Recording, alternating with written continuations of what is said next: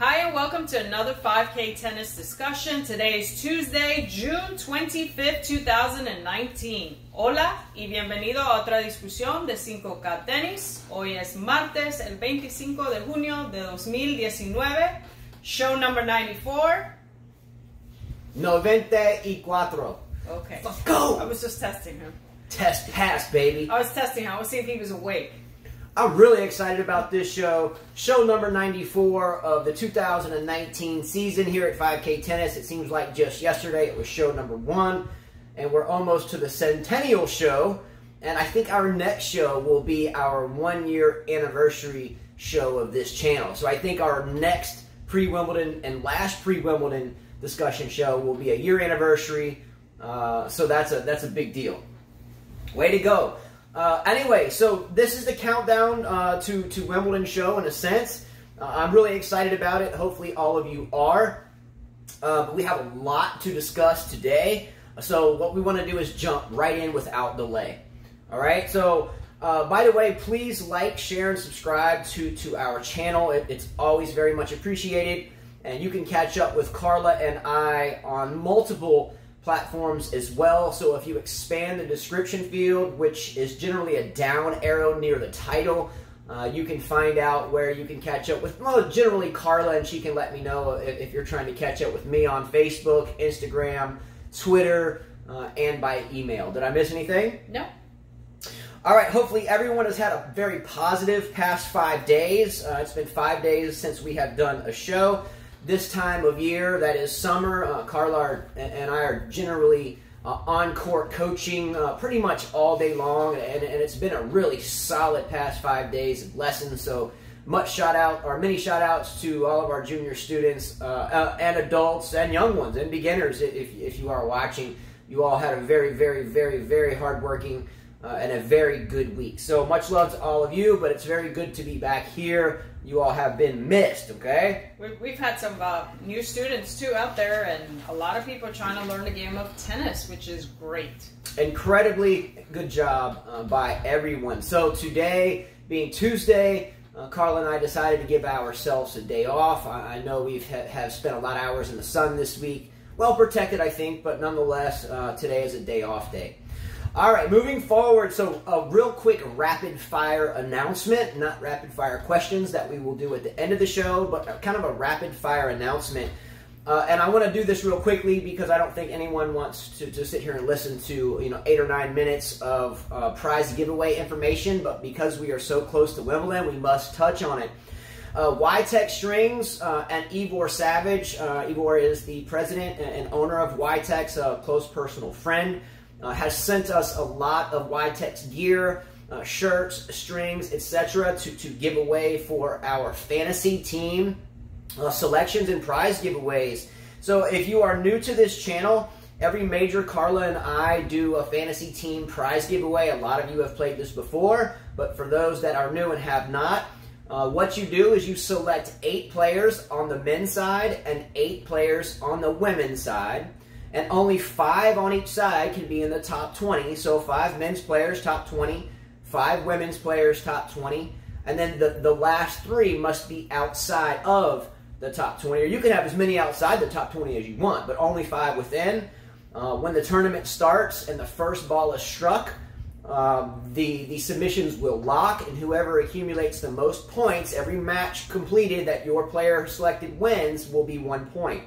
The update I have for this major is that usually we only award a first place finish because of Ivor and wonderful YTEX Strings as a company sent us some extras so we could do a first and second place. So the top 2 winners, not just first place, top 2 will win either multiple sets of YTEX Strings, either a YTEX shirt or a 5K tennis shirt. Sure, please show them.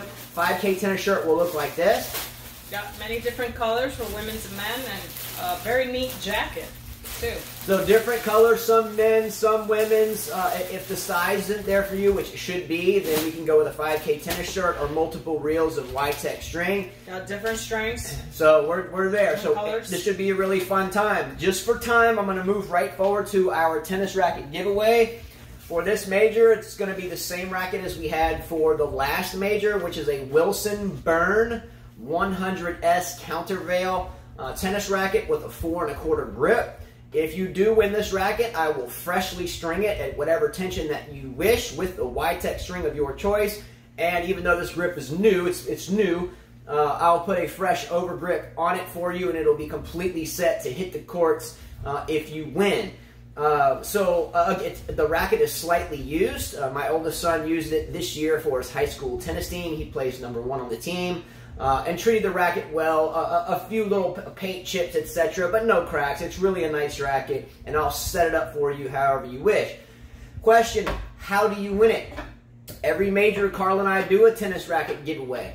You must predict the men's final, and you must predict the women's final, and then you must predict the winner of the two that you selected for your finals on either side. If you get 3 of 4 finalists selected right, so if you had Serena and Osaka in the final and Djokovic and Federer, and 3 of those 4 made it into the final, and then you correctly choose 1 of the 2 winners, so 3 of the 4 finalists and 1 winner of your selections make it through, you win the tennis racket. If however, there is a tie, we will find a variable, so where there is a, kind of like a tiebreaker in a sense, and we'll figure out if there is a tie. That has not happened before.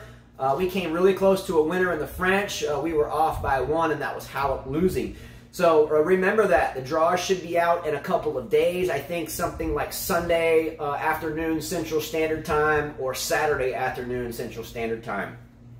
So stay tuned for that. If there are any questions on how any of these goes down, if I spoke too rapidly, please comment below or expand the description field and send us a personal message and we'll clarify it for you. We always do bets, personal bets with viewers and Carla and I amongst ourselves during these major tournaments as well. And there are 4 bets on the table. I'll quickly go through them. Carla bet me that Amanda Anisimova would go farther than Ashleigh Barty in the tournament. Ethan DA, what's up Ethan in New York, bet Carla that Naomi Osaka would go farther than Serena Williams. What's up Ethan again. Peter Dickstry in Sweden bet me, myself, that Roger Federer would not win Wimbledon. I think he will, or hope he will. And bet number 4, Carla bet me that Taylor Fritz would go farther than Nick Kyrgios in this tournament. All right, so that's it. We got all that in just around 8 minutes, a little longer than I wanted to go. But with that said, let's jump right into tennis. So I'm going to turn this kind of over to Carla.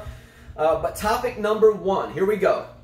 This topic has to do with a really interesting story and a very fine young tennis player, 18 years old. Her name is Fran Jones, F-R-A-N, Fran Jones, and she is a British tennis player who received a wild card to play in Wimbledon this year, who was born with something called EED, Echo Echo Delta. That's EED. That's not the name of it. That's just the acronym so you understand what I'm saying. EED, which basically means in medical terms that you were born with webbed fingers. Okay, webbed fingers.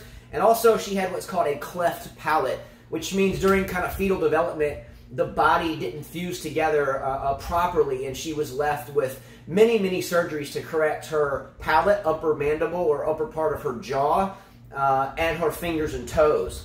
But Carla, what are some interesting facts about this girl getting this wild card and what this means overall? Well, first of all, what you mentioned, her disorder, EED, it's right now she has 3 fingers and a thumb on each hand. So can you imagine grabbing a racket with three fingers and a thumb, and then 4 toes on her left foot and 3 toes on her right? So really tough to balance and to run in sneakers, I would think. Multiple surgeries. Yes, doctors told her that being a top playing tennis, a top player would be almost impossible. But she is top 300 in the world. She moved to Barcelona when she was 9 years old. She trained at the Sanchez Casal Academy. A few of you guys know where that academy is. Murray's trained there. Nadal's trained there. Quite a few players have trained there. She's top 25 in British ranking, so good for her. That's quite an accomplishment. Yeah. She says, I don't think anyone should be limited by people's opinions. And absolutely. That's great to say. I think we've had big Big Hit Sports International. Michael Figgins, what's up, bro? Don't let anybody tell you what you cannot do, and that's basically what she's saying. Don't let anybody tell you you can't. It doesn't matter. Yeah, you're the one that determines your future. Yeah, and I have a little shout out for Michael Figgins. She made reference to Big Hit Sports International, gentleman Michael Figgins, tour level trainer, tour level type mental coach, and someone that is very thoughtful in a sense of how to make players better. But shout out to you, Michael Figgins. I have you written in later as well. But I agree with Michael Figgins and everything you wrote. Don't listen to what people tell you that you can or cannot do. And this isn't just an inspirational thing. This is a battle-tested young lady that has overcome adversity. She did not get the wild card because people feel sorry for her. No, she won. She earned won it. 2 back-to-back tournaments in Belarus before she got the wild card. Yeah, so this isn't Wimbledon saying, "Oh, poor girl. We should let her play because good grief. She can actually hit a ball over that." No, this is someone that has had a brutal young life with surgeries and things that we can only dream of occurring to us. And taking it as motivation to win, and she has earned it. So number one, this is not just inspirational, but she's a real warrior that, from what we have read, can be dangerous at any level in the game. So she isn't just looking for sympathy; she earned it. Period. And good for her. This is a story to watch. This is a fantasy story to watch in a sense. And she's earned this. Her own coaches say there is no limits for her. She can be dangerous. Good for her. Wonderful story. Check it out. Fran Jones, 18-year-old British player. And she's young, so she's got a lot of opportunity. If she's in the top 300, I think she said her goal was to be in the top 100. That was her next goal. So wonderful goal. She's 18. She's young, so she's got a lot of years ahead of her. From what her coaches say, hey, there are no limits for her. Period. Keep track of it. Fran Jones. Good job, Fran Jones. Topic number 2. Big time topic. Watch out, watch out, watch out. Breaking news, hot off the press. Princess Leia. Yes, Princess Leia. That is Luke Skywalker's sister in the Star Wars movies. Yes, the Force, Princess Leia. The one that jumped out of a window or out of a galactic spaceship on the last one and survived it. She definitely survived it because she made an appearance today on court playing Johanna Konta in Eastbourne. Carla, do you have a picture of Princess Leia that made the appearance today in Eastbourne? It's amazing how Princess Leia keeps coming back, and she's here.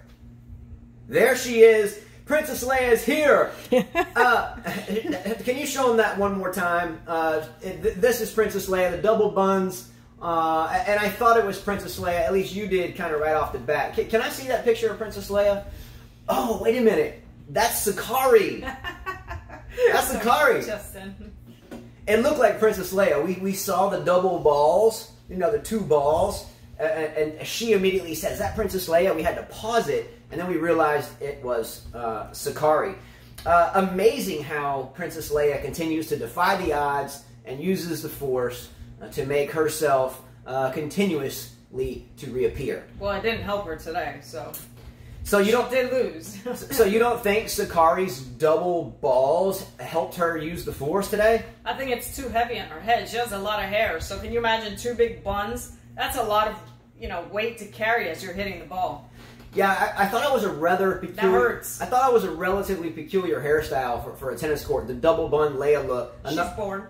You think she was bored? Or yeah, maybe she wanted to distract her opponent with it. I don't know. I think it could be a hindrance. It depends on the ump that's sitting in the chair. It's a possible hindrance. That makes it not just 1 tennis ball and 2 other balls. So if your opponent sees 3 balls, that's a lot of confusion. It could be a hindrance in certain circumstances. Nadal had a yellow shirt, and it was almost a hindrance at the French Open. Here we go. We got 3 balls at one time an opponent has to watch. And we think of Princess Leia during a point. Pretty interesting. Konta didn't get distracted by her because she won her match. Good for Konta. Do you think Konta goes very deep at Wimbledon? Second week, maybe? She always does well at Wimbledon. Yeah, she'll do well. All right.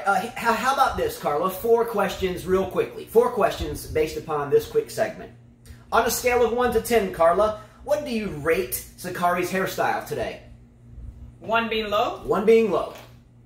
Below the 1. 0. All right, so you're going into negative territory. Yes. Question number 2.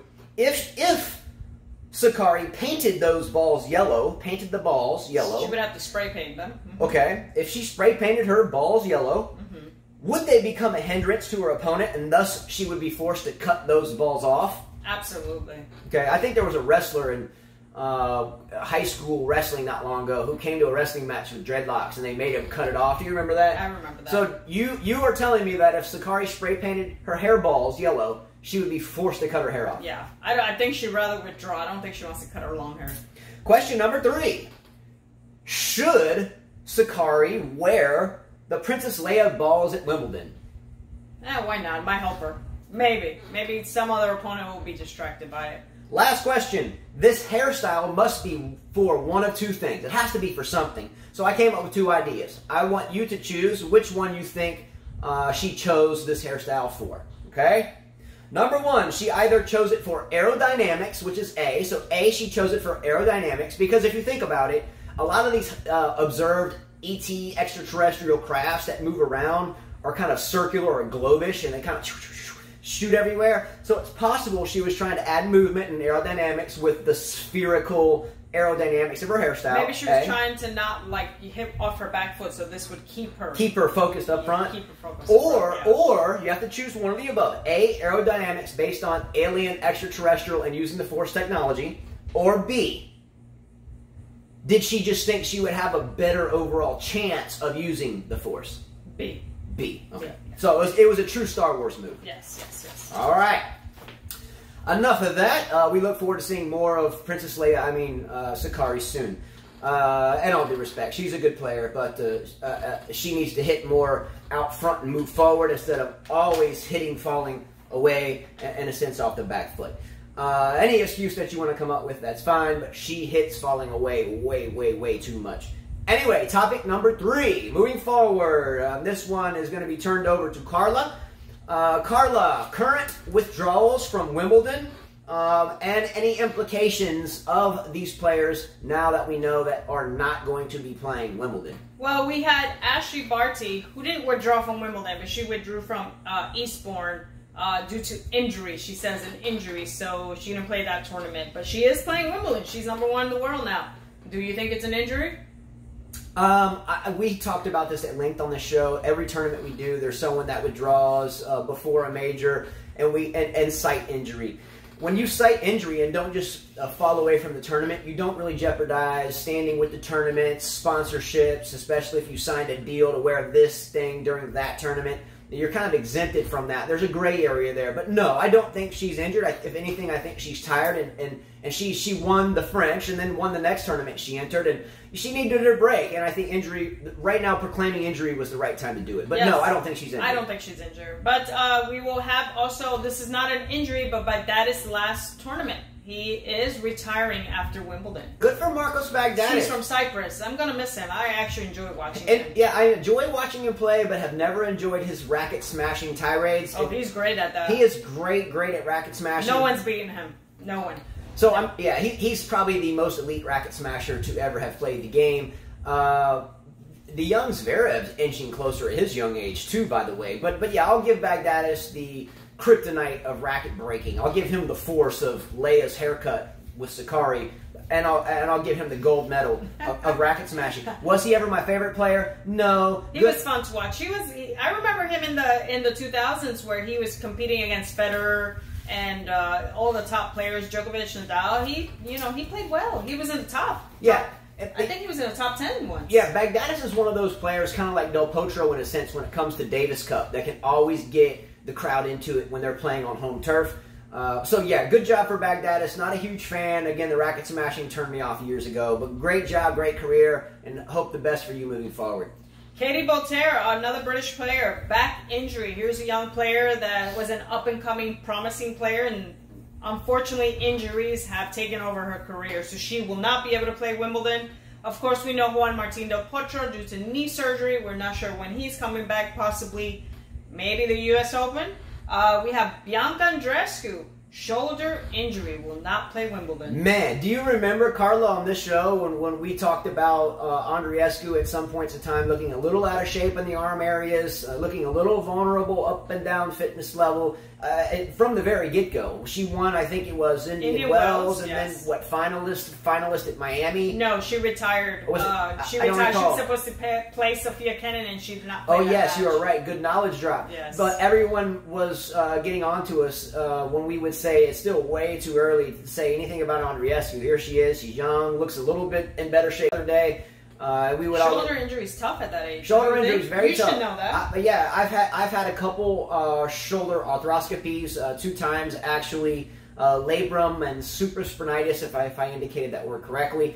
And it's tough to come back from. However, I had it in my late 20s and not when I was 19. So, again... I think she's 18. Or 18, whatever. Yeah. I think she's 19 now. I may be wrong. Okay. But yes, so maybe some corrections out there from those that gave us so much heat about not jumping on the Auger-Aliassime bandwagon. We wish the best for her, obviously. I hope she's ready for the U.S. Open because we know that she can play on hard court. Yeah, and again, just to reiterate, because someone jumps in and wins something like Miami Open or Indian Wells doesn't mean they're going to be the next best thing. It just doesn't happen that way. There's a lot to keep up with in the body. As we see in the trend in women's tennis, we are having different #1 players now. So, Exactly. Yep. Coco Vandeweghe, she hasn't played in a long time due to injury. She will not play Wimbledon. Coco Vandeweghe is getting older. I wonder if she's ever going to come back. Who's her coach? Pat Cash? Pat Cash, yes. Yeah, I read an interesting article the other day about Pat Cash, just in passing, and I've always kind of liked Pat Cash in a way. He's had his ups and downs, I watched him play at the U.S. Open. Yeah, a good player, good coach, and we wish the best for Vandeweghe. She's a fighter. She kind of reminds me of Daniela Collins when she plays. They're both kind of... They're feisty. They're feisty Big girls, women, you know? Feisty, yeah. How about Petra Kvitova? I think Petra Kvitova has to decide this week whether she even plays this tournament or not. It's got to hurt her because we know that Wimbledon is one of her favorite tournaments. It's tough for her, but I would say if you're injured, why even risk it? You know what I mean? Yeah. She's going through a tough thing. Her trial was finally done, and I did read an article where she said it's been hard for her to even trust men. Can you blame her? Her life. Can you blame her? She goes to her hotel room, someone robs her, and her house. She tries to her house. Yes. I think it was hotel, but I may be wrong. Maybe it was her house. But nonetheless, to get just brutally robbed and go through that type of injury. Now she has done major damage since then, but yeah, when you have anything psychologically perilous such as that, it can be rather tumultuous. Well, we know Monica Seles tried to come back, and it was tough for her. I think she won a slam when she came back, but that was it. So we wish the best for Kvitova if she does play, and as long as I guess she feels comfortable, I think she can go very, very deep, if not win it. A matter of fact, if she is healthy enough to play and she enters it, I think she has a very good chance to win it, or at least go to a quarterfinal or a semifinal. She's dangerous either way. She would be dangerous if she didn't have that injury. I disagree with you. I don't think I'm going to pick her because of that injury. All right, so we have Makarova, Katerina Makarova, okay, which is a veteran, a Russian player, will not play, and they will put Kuznetsova in her place. Good for that Svetlana Kuznetsova. Yes. Again, I've said this a trillion times. Watched her play Justine Henin in the 2007 U.S. Open final. I love this girl. I just can't stand her screeching, but Kuznetsova can definitely do some damage as well. Definitely. Mackenzie McDonald, the American, won't play as well. I mean, will Mackenzie McDonald... I have to mention him because he's in that list. Yeah, great. He was a good college player, and he's won some matches on tour, but I think 3 out of 5 sets at Wimbledon, him not playing, I don't think it's that big of a deal. I don't think it changes anything it doesn't, throughout the tournament. But these guys depend on those points, so it's bad that they can't play a Grand Slam. All right, great job, Carla. Good research. Topic number 4, moving forward. Rafael Nadal's argument, or has an argument, about the seating at Wimbledon. Carla and I mentioned this about a month ago, or we mentioned it in our last show, and I think Wayne Chia was the one that told us that Roger Federer, if he won Open, would be the number 2 seed, and a lot of viewers said, no, that's not going to happen. So we were right. Let's go. Well, thank you, Wayne Chia. Let's go, Federer. Let's go, Wayne Chia. Let's go. A lot of people said, no, that can't happen. The reason why it does happen is because Wimbledon looks at progress throughout the grass court season, especially. They also look at the previous year's champion. So there's a different dynamic there. But they double the points. Any grass tournament, any points you made, they are double, and then they add 75% on top of whatever points you made last year. So yeah, it makes sense why he would be number 2, because I think he won How Open last year and this year.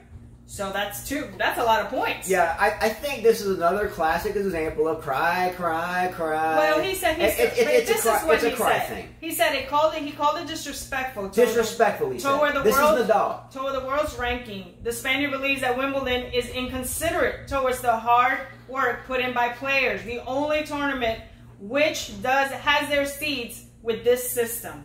But then again, he says, he loves Wimbledon, blah, blah, blah. Yeah, I'm sure he's a little upset about that. Can I blame him?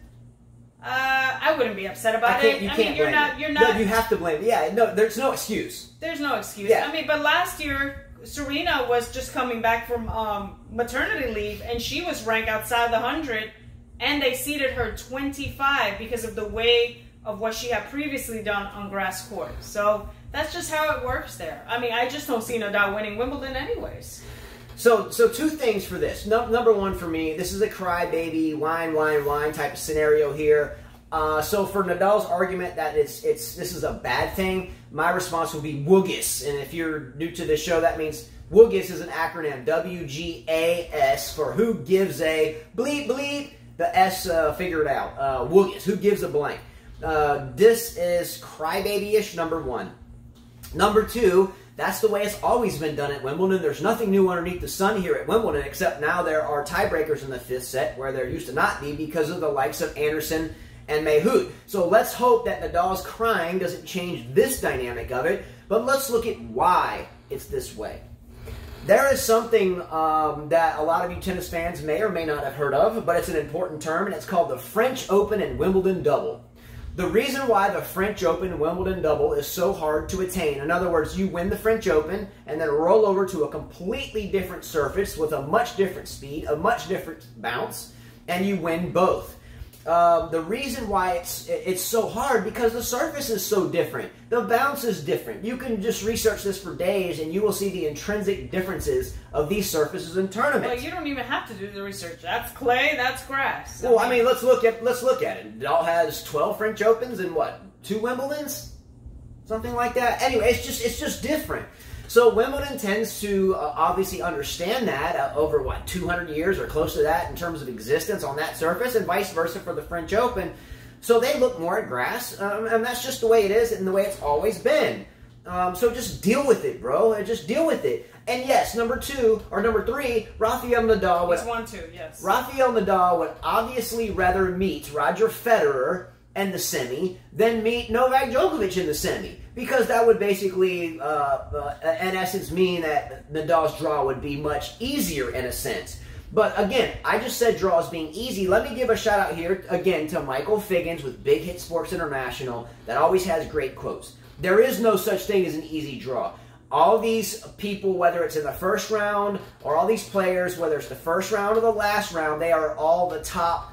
Generally 128 players in the world, less wild cards and qualies, but somewhere in the top 300, but I guess the 90% of them are in the top 100, basically, right? Yeah. There is no such thing as an easy draw. As long as someone is in the zone, anyone can fall on any particular day. So there is no such thing as an easy draw. But let's look at this. Let's try to name, here's a question for all of us, okay? Let's try to name, and I looked some of these up, and I had to kind of, for time reasons, just kind of stop searching. We knew a couple of them, Carl and I, but let's look at the men's and women's players in history, at least at the Open or the major championships, since they've kind of been all in all, right? Are counted in a sense. And these two, the French Open and Wimbledon, have always kind of been there, not like the U.S. or Australian. Right, and now it's a little bit longer. Before it was just 2 weeks. Here's a list of some of the players, and again, probably 6 of these 7 or 8 we already knew, that have done the French Open Wimbledon double. Roger Federer, Rafael Nadal, Bjorn Borg, Rod Laver, Steffi Graf, Martina Navratilova, Chris Evert. We stopped looking there. We knew Graf, Navratilova, Evert. I knew that, yeah. We knew Laver. Yeah. I wasn't sure about Federer Nadal, but they did it. What's up, Well, Djokovic? Where's Djokovic on that list? Well, we knew Nadal did it because he won like so many Wimbledons in a row. I mean, so many French in a row, and then if he won Wimbledon, it would have had to have been in the same year. But that's why it's so difficult. Nadal is just crying here, and that's okay.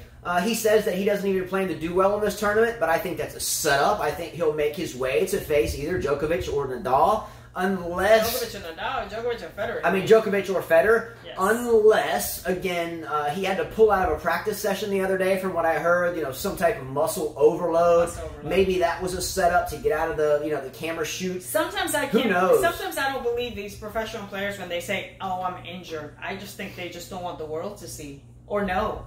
Yeah, if a week before a major, I'm injured, I'm hurt. With all the isn't Nadal, by the way, playing an exhibition tournament right now? He's actually playing at Hurlingham, and Wayne Chia sent me this. I did not know. And Wayne Chia is one of our viewers in Singapore, and by the way. he's messaging me as we're doing the show. But it's Asphalt Tennis Classic at Hurlingham. He is playing tomorrow. He decided to play this exhibition, and I didn't know there was a few other exhibitions. He told me.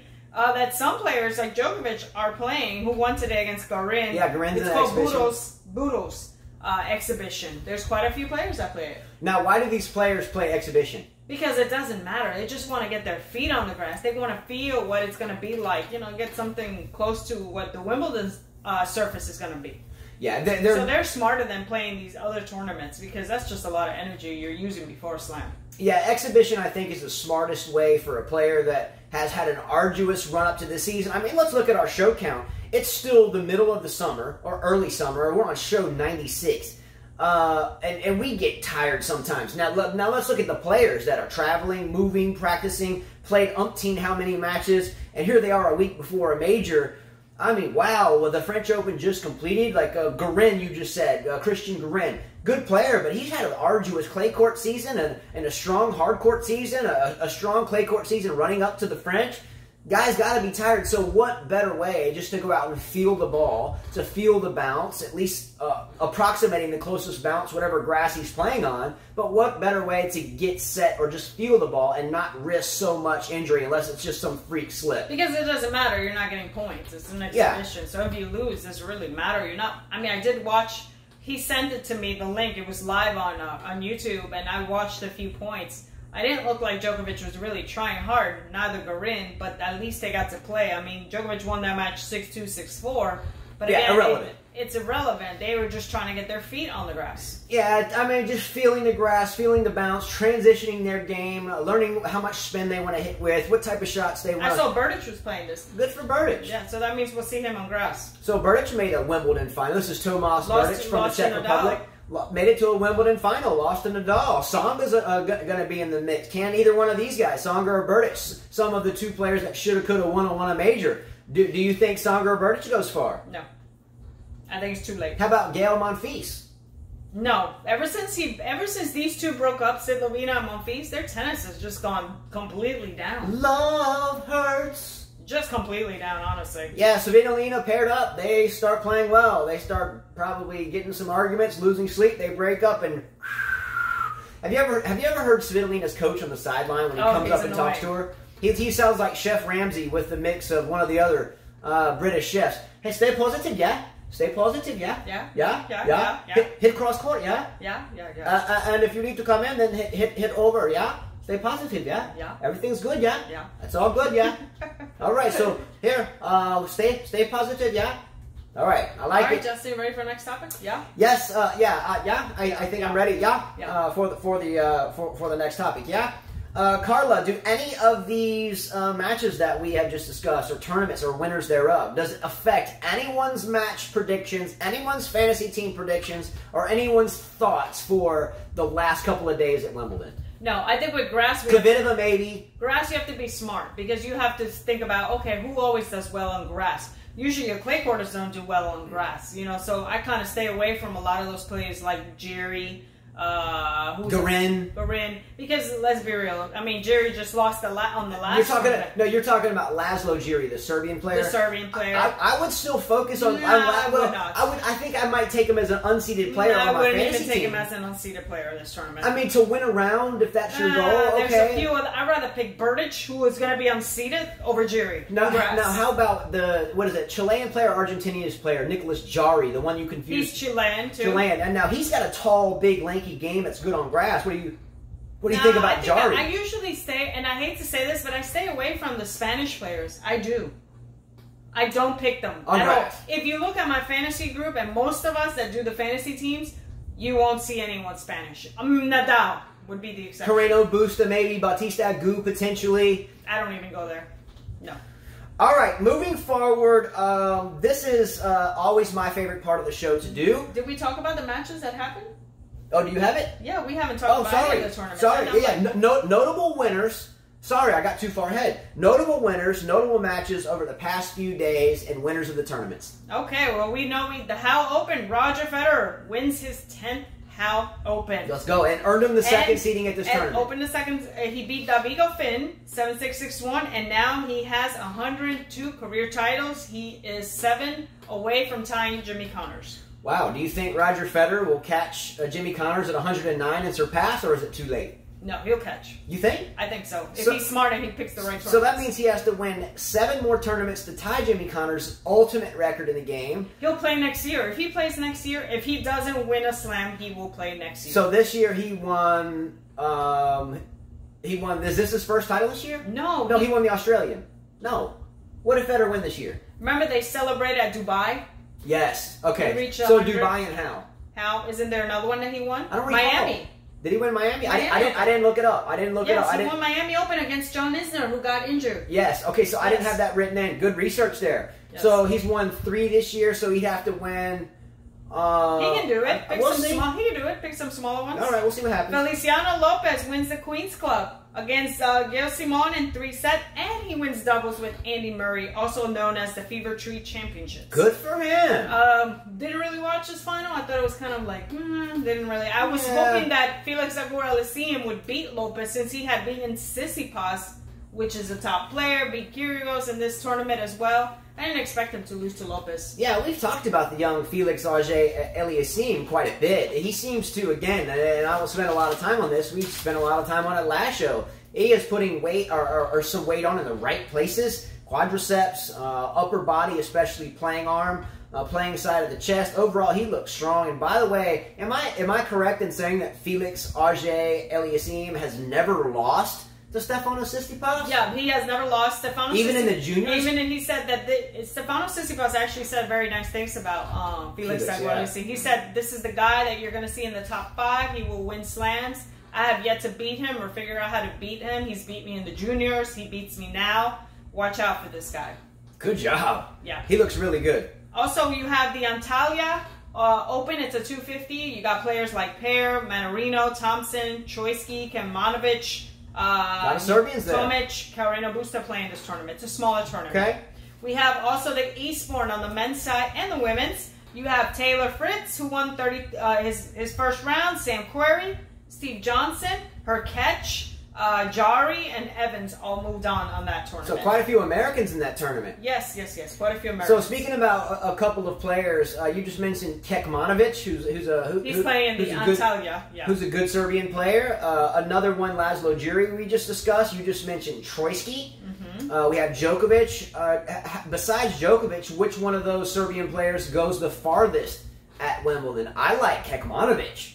Yeah, because he's not a clay courter. He didn't do so well on clay court. So there would be one Serbian, yes, that I would pick. I like Kekmanovic a lot. Yes. Then we have the women's. In the previous tournaments, the Mallorca Open, Sofia Kenin defeated Belinda Bencic in a kooky match. Belinda Bencic had match points, and Sofia Kenin comes through, and then she loses in Eastbourne to Stosur. More like I think she had to play the tournament, didn't want to spend too much energy, and lost to Stosur. Let's be real. If Bencic or Stosur, you had to choose one or the other on your fantasy team for Wimbledon, who would you choose?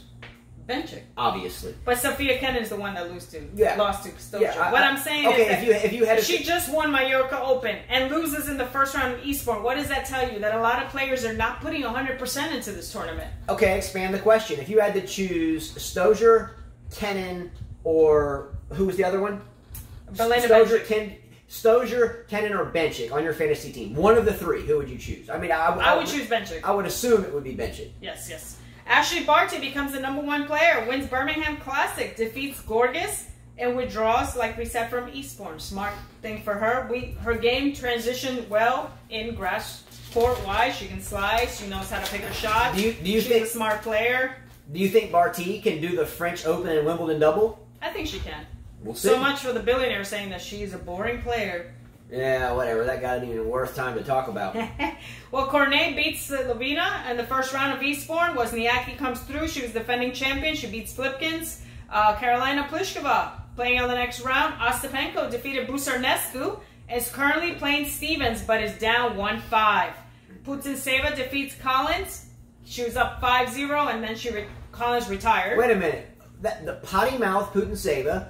By the way, didn't Michael Figgins from Big Hit Sports International just send us a picture and an email of him and Putintseva hanging out? Yes. Pretty cool picture, by the way. Putintseva and Collins, I could see that as being a kind of feisty match there. But she obviously didn't put her all because she retired at 5-0.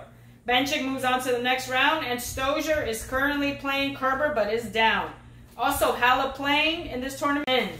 We also have the Wimbledon qualies, and I only mention this because there's one of your favorite players. Sabine Lisicki. Sabine Lisicki won her first qualifying match, so good for her. You've got Bagu and Lauren Davis, who moved on the women's side. In the men's side, Dustin Brown, Donald Young, Stefowski, and Rosal. The only reason I mention them is because these guys, well, maybe not Donald Young, but some of these guys can upset big players. Well, two things there. Wasn't it Lucas Rosal that upset Rafael Nadal at one major? I think it was at Wimbledon. That's why I mentioned that. That was like 3 or 4 years ago, I think. Yes. Number two, if you are new to the show, or if you have not seen some of our older shows, or if you don't know me personally, which a lot of you do, one of my favorite women's tennis players is Sabine Lisicki, and a lot of you have heard me go on at length. My dad too, by the way.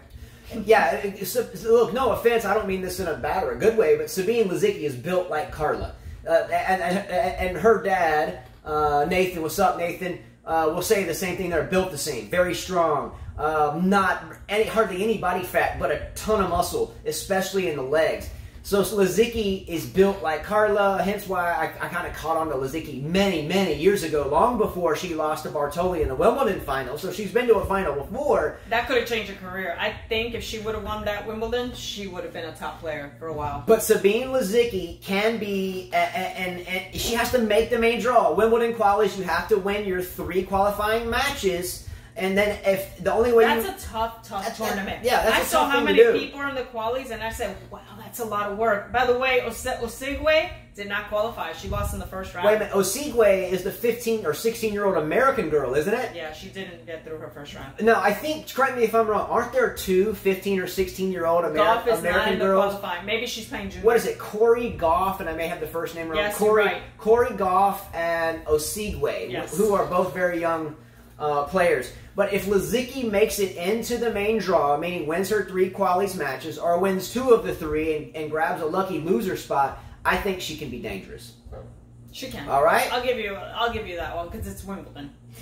All right, everyone. Great work there, Carla. Time for, I almost went there a minute ago, but time for my favorite part of the show, which is 12 rapid-fire questions.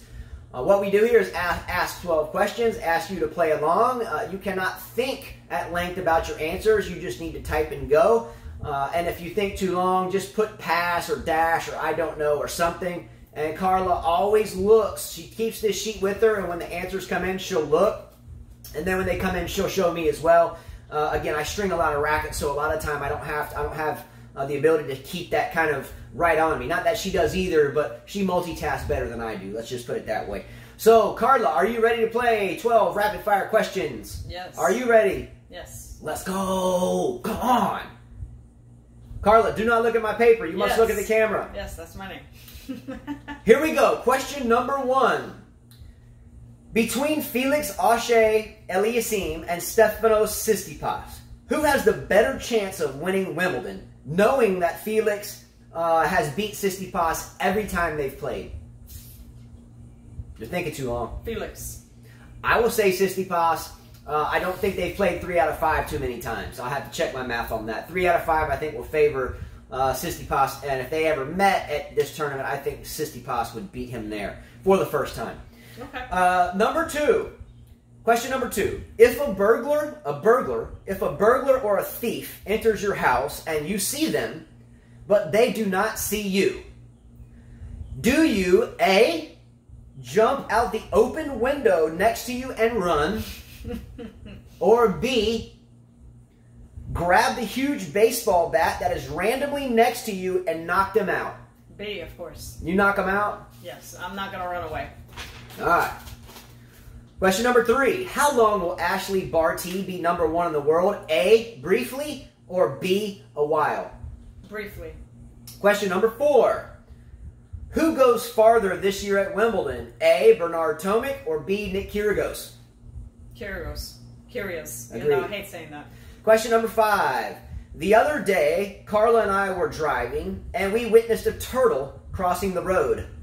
We stopped, and Carla picked it up and safely put it into the woods on the other side of the road. Number 1, do you believe in good karma? Yes, absolutely. Question number 2, or part B of this question number 5. Would you agree that this action Carla did, escorting this young turtle across the road, she did bring it into the car and let our little guy pet it on the head because he was a cute little turtle. Do you believe that this action is deserving of positive karma? I would hope so. Let's go! Way to go. Save the turtle. That would have gotten squashed by a truck coming around the corner. Question number 6. Speaking about animals, I often see the same animals day in and day out. Sometimes it seems to me that they are coming to say hello or just post up to watch tennis as they appear on the same fence at the same time of the day almost every day. Do you think animals come and chill with you and are one with you? Or is it just coincidence? I think they're used to seeing something and they go back again. Sometimes I think it's like a friend that I lost. I also think that too. Come land on there saying, what's up? I also think that too. Sometimes I think they enjoy, watching tennis too. Question number 7. Who should retire first from pro tennis? A, Juan Martín del Potro, or B, Grigor Dimitrov? Dimitrov. Question number 8. Can't believe I said that. When or if you have ever been to a zoo, Of course I have, yeah. what is the animal that you always really want to go see? I love all of them. A tiger, I like seeing the tigers because you know that they can't get to you, but you can see them up close. It's amazing to see how big these animals are.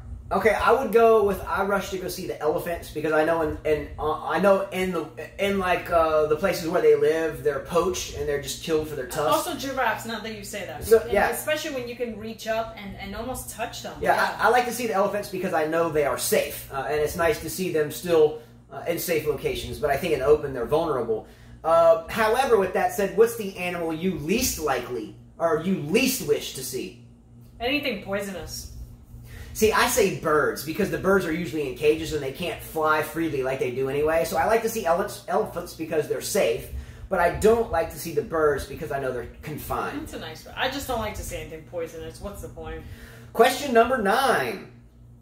3 out of 5 of our children, yes, we have 5 kids, 3 out of 5 of them, plus myself, I'm guilty, scream and run away when we see big monster roaches, huge roaches, right? Especially the flying ones. They are here in Alabama, quite common.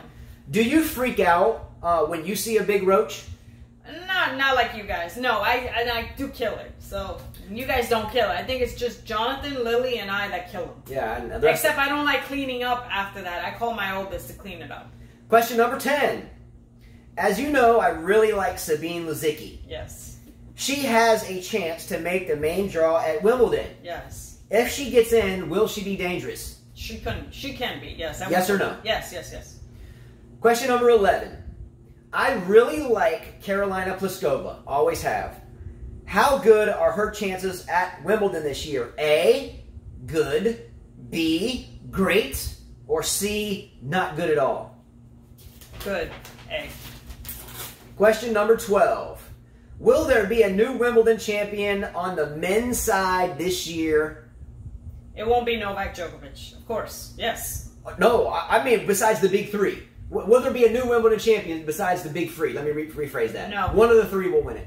Yes, one of That's the what three you're will- saying. Yes. Okay.